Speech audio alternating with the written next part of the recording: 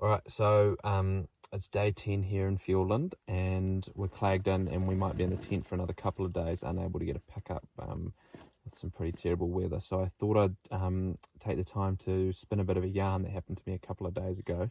Pretty unbelievable encounter, and I'll lay some footage over this video. So as the story goes, it was sort of the third of our hut days, pretty bad weather, as is classic Fiordland. And I decided, I'm pretty sick of being in the hut. I'll just put my wet weather gear on and boost up to Lake Catherine. We're in here, Lake Catherine, second period wapiti ballot. So for those of you who don't know, wapiti's an elk, and we're in sort of the very southwestern bottom corner of New Zealand hunting them in these 10-day wapiti ballots. Pretty special part of the world, pretty special experience. So we had the Lake Catherine block second period, and I thought it would have been day 7. I decided I'd shoot up to the lake for a look. I thought, I'm not going to take the gun. The boys are giving me a bit of shit for not taking the gun, but I thought, I'll just take the camera, take my poems, see if I can write a few poems and take a few photos. So I thought, I'll boost up to the lake. Flew up there pretty quick, just had a light pack on. And then just as I was sitting down at the lake, about to have a snack bar, it took me about an hour and a half, hour 40 to get up there. I heard what sounded like a gunshot went, and I thought, well, there's no other hunters in here. There's no people for bloody days. So it can't be a gunshot. And it didn't sound quite like a gunshot. So what the hell is that? Maybe an avalanche, but there's no snow in here this time of year. So it was really weird. And then I looked over to where the shot was, and I could see this yearling, wapiti red hybrid yearling grazing. I thought, that's pretty cool. It sounded like she was there, but she's not disturbed. So I decided, I'll go over her there and try to get some photos. So crawled around the side of the lake, up onto a slip, and then came out on the slip, sort of just about 60 meters below her. Crept in, started to take a few photos of her, and then so she was a yearling, and then her mum, the hind cow hybrid, was just below her. Started videoing them, videoed them. Had a great close encounter. Then watched them sort of trot off into the bush. They weren't really too bothered with me. And then started taking some photos of the lake, so I had a cool vantage. And then I heard this big roar, big wapiti roar. Oh, just sort of two quick ones, really close to me. So I got a big fright, but really excited because we're in the in the middle of the mating period. So they're bugling pretty hard at the moment. And so then this wapiti bull, he roared back at him straight away, and then he just came straight down to me.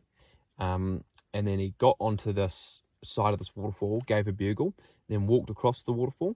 And as he walked across, he slipped, and I thought, he's looking a bit slippy there. It was, this has been after 3 days of torrential rain, but Fiordland's always like that.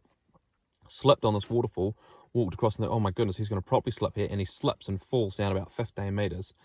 And I was like, shit, that's it. And then I thought, wow, that's pretty random.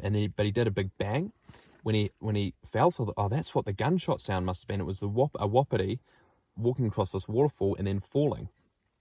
Shit, I hope he's right. But he was okay. Got up because he was quite a young one, so not one to shoot even if I did have the gun. Got up, took some more photos of him. Bit more footage. It was pretty close, and it sort of got him quite worked up, the fact that it had fallen. Then he got off and was about to walk across the second waterfall, and at this stage it was really claggy, and the sky had opened up, and if the sky opened up, we were supposed to be getting a pickup and heading back up to the tops in the chopper. So the sky opened up, and I thought, oh crap, I better boost it back to the boys because we might be getting a chopper pickup in an hour. So this better better cruise back. And then just as I was finishing filming him, I saw the cow and the calf out of the corner of my eye come back out onto the slip. And the cow went to walk across that same waterfall first, and as she walked across, she slipped, and I thought, she went down the same spot the bottom. I said, oh my goodness, if she's not careful here, she's going to fall. And she wasn't spooked. She didn't even know I was there at this stage. And she walked across, and then I guess you'll see what happened. She just came crashing down the entire waterfall and lay dead about a meter left of my feet. I mean, I was just in utter disbelief. Like, what are the chances that she had fallen and died? And these deer very rarely fall and die in Fiordland. The chances that I was there at the exact moment with the camera on, and what are the chances that of anywhere she fell and died, it was right at my feet. I was just in absolute disbelief.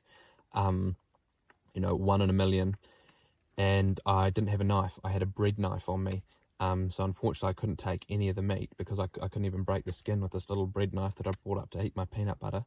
But she was just absolutely obliterated after the end of her fall anyway. So yeah, pretty unbelievable thing to see. And then I had to pack up my stuff and just fly back down the valley to a potential chopper pickup. And I think I got up in an hour 45, and my adrenaline had never been high in my life to see this all unfold.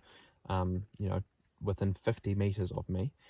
And so I flew back down the valley in 33 minutes or something ridiculous back to the hut. So that's my yarn.